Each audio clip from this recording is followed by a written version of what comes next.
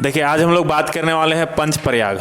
ठीक है, ये पंच प्रयाग क्या है, तो जो आप लोग पढ़े हैं इंडियन ज्योग्राफी में, इंडियन रिवर सिस्टम मतलब भारतीय नदी तंत्र, जिसमें से क्या होता है ना, आप उत्तर भारत को पढ़िएगा और दक्षिण भारत को पढ़िएगा, यानी उत्तर भारत की नदियाँ और दक्षिणी भारत की जो नदियाँ होती है उसको इसमें जानने का प्रयास करते हैं। ठीक है, तो आज हम लोग का जो क्लास है इसमें हम लोग देख लेते हैं पंच प्रयाग। ये पंच प्रयाग होता क्या है एक्चुअली में, यहाँ पर क्या होता है पंच प्रयाग, पंच से पांच पता चलता है, और यहाँ पर प्रयाग, प्रयाग का मतलब होता है पवित्र भूमि, और प्रयाग का मतलब क्या होता है, जब दो नदी आपस में मिलती है तो उस जगह को क्या कहा जाता है, प्रयाग कहा जाता है, और उसे हम लोग पवित्र भूमि के नाम से भी जानते हैं।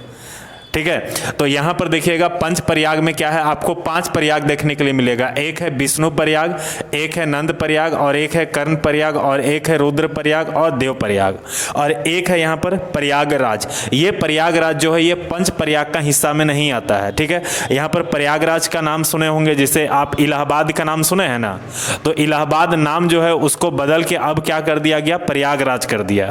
ठीक है, तो यहाँ पर वही चीज आ जाता है जो प्रयागराज है। यहाँ पर देखिए एक है यमुना नदी, और यहाँ पर आप देख रहे हैं ना, ये आगे आके यहाँ पर गंगा नदी, तो यमुना नदी और गंगा नदी जिस जगह में मिलता है उसी को हम लोग क्या कहते हैं, प्रयागराज कहते हैं। ठीक है, और यहाँ पर जो कुंभ मेला होता है उसका भी आयोजन किया जाता है। कुंभ मेला का नाम सुने हैं ना, जो 12 वर्ष में एक बार लगती है। ठीक है, तो ये जो कुंभ मेला का आयोजन है ये यहाँ पर होता है। ठीक है, तो प्रयागराज में, तो यहाँ पर हम लोग बात कर रहे थे, जैसे 2-3 को ग्लेशियर यहाँ पर याद होना चाहिए। जैसे यहाँ पर देखिए एक है आपका बद्रीनाथ ग्लेशियर, बद्रीनाथ ग्लेशियर जो कि उत्तराखंड में है। क्लियर है, एक ग्लेशियर इधर है। ठीक है, यहाँ पर एक ग्लेशियर है, इसका नाम है केदारनाथ ग्लेशियर। उसके बाद एक ग्लेशियर गंगोत्री ग्लेशियर, और यहाँ पर है यमुनोत्री ग्लेशियर, तो यहाँ से यमुना नदी निकलती है। ठीक है, तो मुख्य रूप से आपको अभी यहाँ पर 3 ग्लेशियर याद होना चाहिए। ग्लेशियर कहने का मतलब क्या होता है, वहां पर बर्फ का जमाव होता है, वहां से क्या होता है, पानी हमेशा रिलीज होते रहता है। ठीक है, और वहीं से नदी बनता है। तो यहाँ पर देखिएगा बद्रीनाथ ग्लेशियर, या इसी को सतोपथ ग्लेशियर कहा जाता है। जैसे अलकनंदा नदी, तो ये अलकनंदा नदी जो है उत्तराखंड से निकलती है, और ये क्या होती है, ऐसे बहते हुए इस तरह से आगे मिलती है।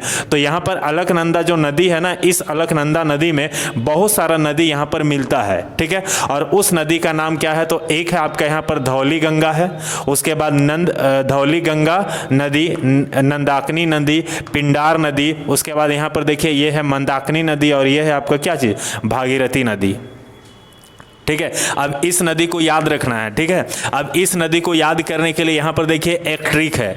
इस ट्रिक को कहा जाता है, मतलब ये ट्रिक हम अपने से बनाए हैं, कोई किताब कॉपी में लिखा हुआ नहीं मिलेगा। ठीक है, स्टूडेंट को बहुत प्रॉब्लम होता था कि इसको याद कैसे रखे, इस नदी को कैसे याद रखे, तो इसका एक शॉर्ट ट्रिक है, इसको याद रख सकते हैं, धन लेकर पीएम भागा।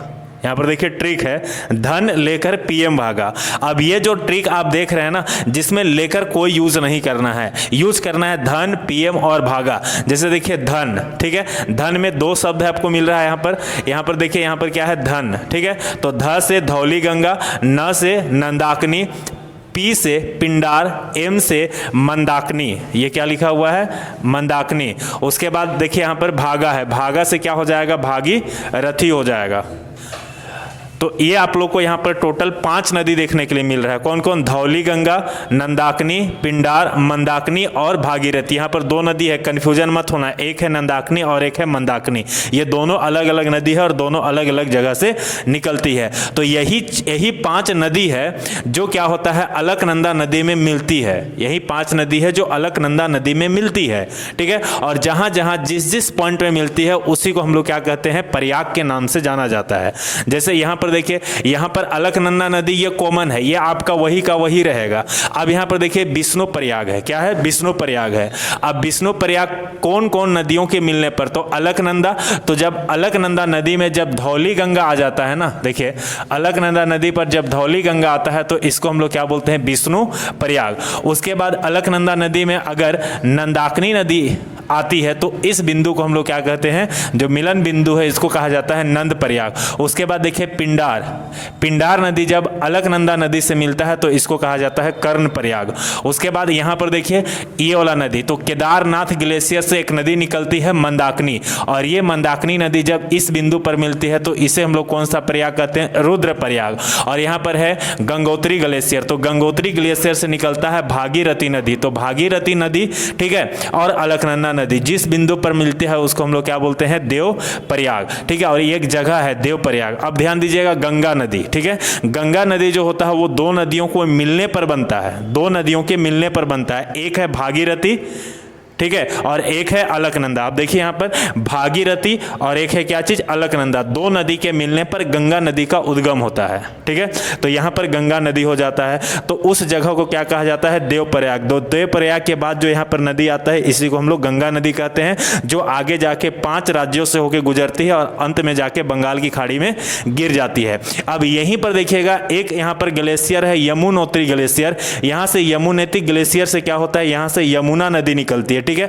और ये यमुना नदी जो है ये आपका गंगा नदी का सबसे बड़ी सहायक नदी है। ठीक है, तो ये नदी जब इस बिंदु पर आके मिलती है, मतलब समझिए यहाँ पर यमुना नदी और गंगा नदी जिस बिंदु पर मिलती है उसी को हम लोग क्या कहते हैं, प्रयाग राज कहा जाता है। ठीक है, और ये इसका इस जगह को पहले इलाहाबाद कहते थे, तो इसका नाम बदल के अब क्या कर दिया गया, प्रयागराज कर दिया गया। ठीक है, तो यही आप लोग को पंच प्रयाग है, जिसमें से 5 प्रयाग का नाम याद रखना। अब स्टूडेंट को कंफ्यूजन होता है, ये विष्णु प्रयाग, नंद प्रयाग, कर्ण प्रयाग, रुद्र प्रयाग और देव प्रयाग। हम आपको क्या बताएं, यहाँ पर ये ट्रिक है, इसको याद रखना। उसमें से क्या होता है, धौली गंगा नदी, मंदाकिनी नदी और पिंडार नदी। यहाँ पर क्या लिखा हुआ है, बाएं तट की नदी है। ठीक है, बाएं तट की नदी, तो बाएं तट की नदी कहने का मतलब नदी कैसा हो रहा है, ऐसे बह रहा है। देखिए यहाँ पर नीचे आ रहा है, तो नदी ऐसे बह रही है, यानी आप ऐसे बह रही है, तो इसका मतलब ये वाला जो क्षेत्र है ये वाला, ठीक है, ये आप लोग कैसा बोलिएगा, ये मेरा दायां हाथ हुआ और ये क्या हो गया, बायां हाथ। तो दाएं हाथ की जो नदी है, एक है गंगोत्री ग्लेशियर और एक है केदारनाथ ग्लेशियर से निकलने वाली नदी भागीरथी और मंदाकिनी। तो ये 2 नदी है जो क्या होगा, बाएं तट की नदी होती है। और यहाँ पर 3 नदी, धौली गंगा, नंदाकिनी और पिंडार, ये जो नदी है ये बाएं तट की नदी है। ठीक है, यही 5 नदी मिलके पंच प्रयाग का निर्माण करता है। अब इसको याद कैसे रखें, जैसे विष्णु प्रयाग। अब विष्णु प्रयाग, विष्णु कैसे याद होगा, तो देखिए यहाँ पर क्या है, धौली, धौली का मतलब समझिए कि धो देना। धौली का मतलब क्या होगा, धो देना। ठीक है, क्या चीज को धो देना, जब आप विष पीते हैं, विष का मतलब क्या होता है, जहर होता है ना। तो इसको याद करने का एक तरीका है, तो विष से याद रखना है कि धौली गंगा और विष को कैसे कनेक्ट कीजिएगा, तो पेपर में आएगा विष्णु प्रयाग किन 2 नदियों के मिलने पर बनता है, विष्णु प्रयाग किन 2 नदियों के मिलने पर बनता है। या फिर ऐसे भी क्वेश्चन बना सकता है कि धौली गंगा और अलकनंदा जब मिलेगा तो कौन सा प्रयाग का निर्माण होगा, ऑप्शन दे देगा तो कंफ्यूजन कीजिएगा। तो वहां पर आपका अलकनंदा कॉमन है, अलकनंदा सब में रहेगा, लेकिन यहां पर अंतर सिर्फ किससे होगा, धौली गंगा से। ठीक है, अब धौली से याद रखना, धौली से तो जब हम विष लेते हैं, विष का मतलब जहर खा लेते हैं, तो उसको क्या करना पड़ता है, धोना पड़ता है। तो पेपर में जैसे आपको मिल जाएगा, ठीक है, कि विष्णु प्रयाग, विष्णु से याद रखना 20 से याद हो जाएगा आपका धौली गंगा। ठीक है, तो ऐसे इसको कनेक्ट कीजिएगा तो लंबे समय तक याद रहेगा। उसके बाद नंद प्रयाग, इसका नाम से ही रखा गया नंदाकिनी, तो नंदाकिनी में नंद दिख रहा है तो नंद से नंद प्रयाग। उसके बाद कर्ण, कर्ण का मतलब क्या हो गया, पिंडार। तो यहाँ पर जो कर्ण होते हैं ना, कर्ण किसी व्यक्ति का नाम है समझिए, और कर्ण क्या करता है, वो अपना पिंड दान करता है।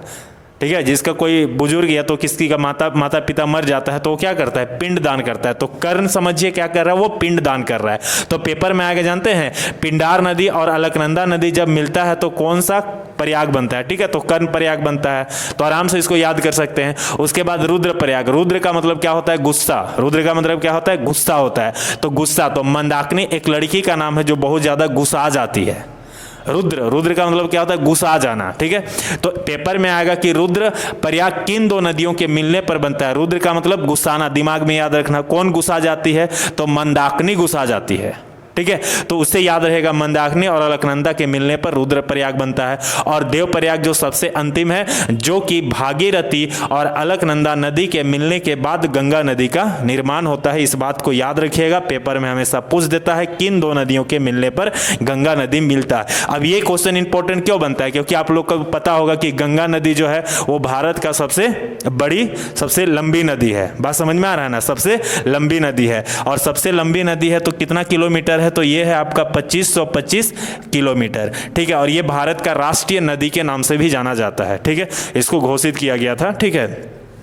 तो ये जो आपका भारत का राष्ट्रीय नदी है वो गंगा नदी भी, ठीक है। तो ये हो गया आपका प्रयागराज। प्रयागराज को भी ध्यान रखना है कि दो नदियों के मिलने पर बनता है, जो बहुत आसान टॉपिक है।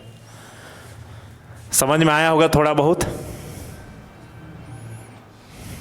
क्या ये थोड़ा सा बड़ा लेवल का है, लेकिन इसको जानना पड़ेगा। जब आप नदी तंत्र पढ़िएगा तो इसको याद करना ही पड़ेगा, कोई ऑप्शन नहीं है, और इसको ऐसे ही याद किया जाता है। तो यहाँ पर आपको ग्लेशियर वगैरह को भी पढ़ना पड़ता है, इससे पहले ग्लेशियर को पढ़ते हैं तब जाके वो क्लियर हो जाता है।